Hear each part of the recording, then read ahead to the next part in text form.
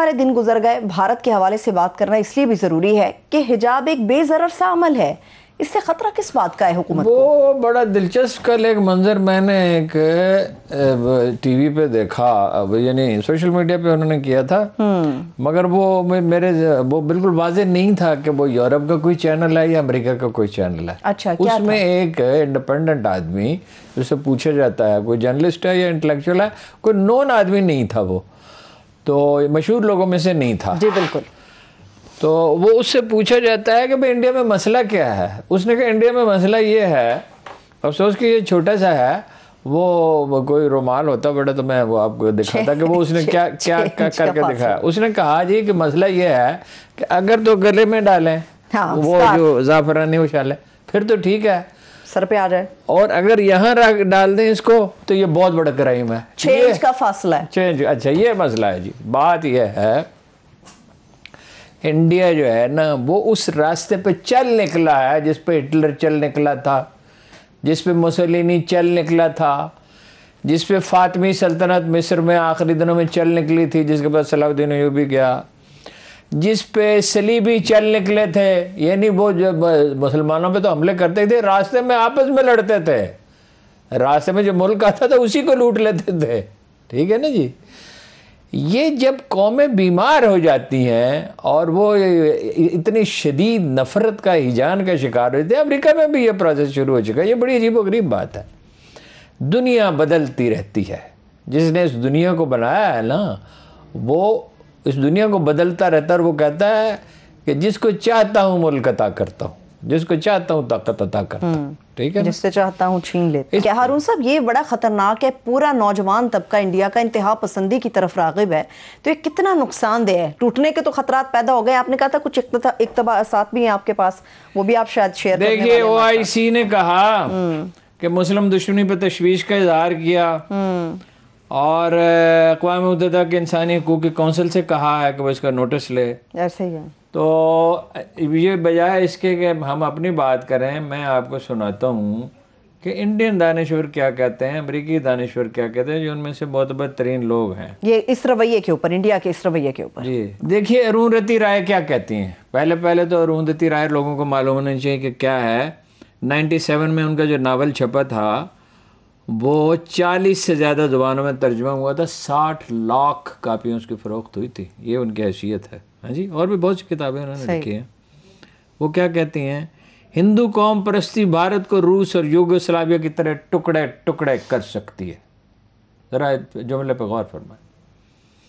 ہم نے جمہوریت کے ساتھ کیا کر دیا, اس کو کس چیز میں تبدیل کر دیا.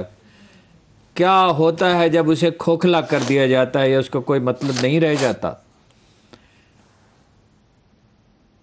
جب اس کے ہر ادارے کو کسی خطرناک شے میں تبدیل کر دیا جاتا. ہم کس طرح کے معاشرے میں تبدیل ہو چکے ہیں. مسلمانوں اور دلتوں کو دن دہاڑے تشدد کر کے مارا جا رہا ہے, اور اس کی ویڈیو بنا کر پھیلائی جاتی ہیں. فاشزم کا بنیادی ڈھانچہ ہمارے سامنے ہے, مگر ہم اس کی مذمت کرنے سے کتراتے ہیں.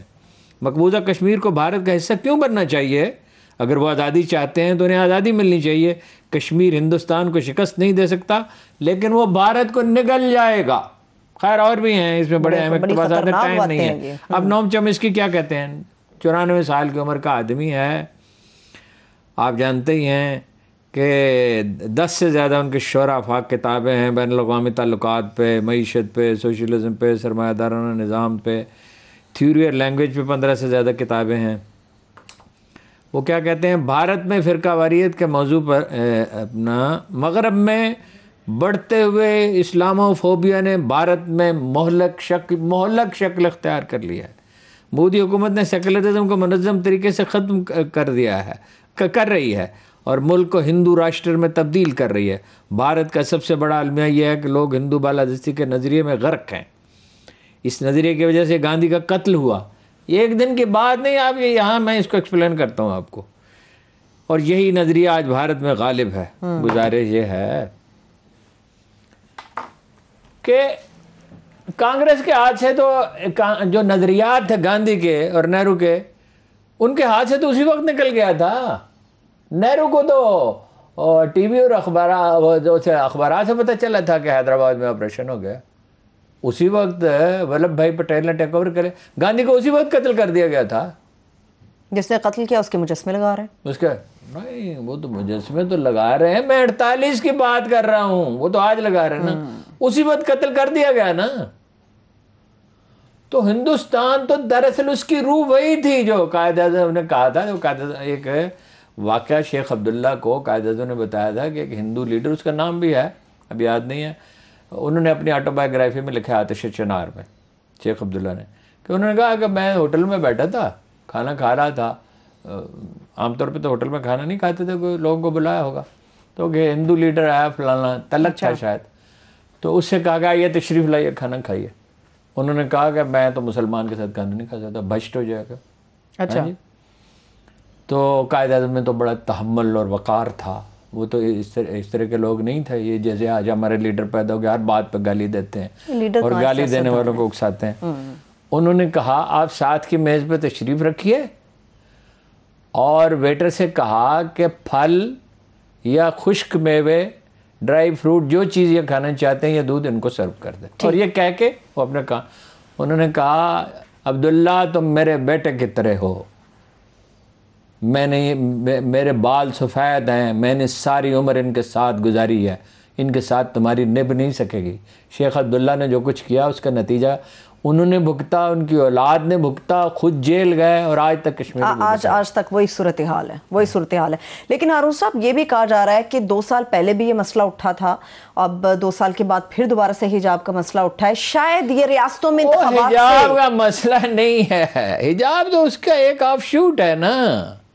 وہ جیسے ترکی میں تھا، وہ امریکہ کے صدر آئے، ترکی کے صدر آئے لاہور کے گورنر ہاؤس میں، تو وہاں عابدہ حسین صاحبہ تھیں اور مجیب الرحمان شامی صاحب تھے، اور اس وقت یہ بحث ہو رہی تھی. اس وقت حکومت ان لوگوں کی تھی جو اس کے خلاف تھے. آپ کو پتہ ہے نا وہ عورتیں سکارف نہیں لے سکتی تھیں وہاں پہ ترکی میں.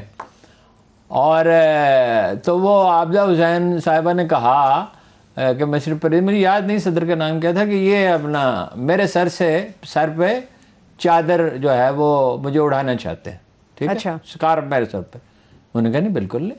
مجیب شامی صاحب نے کہا بالکل نہیں، میں یہ نہیں چاہتا، میں چاہتا ہوں کہ میری بیوی اگر اڑنا چاہتی ہے تو اسے اڑنے کی اجازت دی جائے، ٹھیک ہے نا.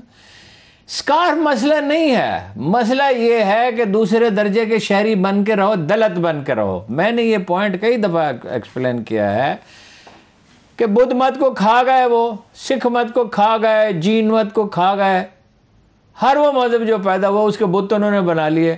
اسلام میں اللہ کی وحدانیت کا تصور اتنا گہرا تھا، ورنہ وہ مسلمان بزرگوں کے اور عظیم ہستیوں کے بت بنا لیتے. ان کو ضم نہیں کر سکے اپنے اندر. یہ ابھی 70-80 سال پہلے تک تو یعنی ایک بچے کو ہندو خاندان میں سے سکھ بنا دیا جاتا تھا. یہ جو مشہور اپنے وہ ہیں کلدیپ نائر صاحب، یہ کلدیپ سنگھ لکھتے تھے اپنے آپ کو شروع میں. وہ تو جب سکھوں نے محسوس کیا کہ یہ تو ہمیں نگل جانا چاہتے ہیں، تو تب انہوں نے اپنی آئیڈینٹی پہ اصرار کرنا شروع کیا. ٹھیک ہے، چلیے.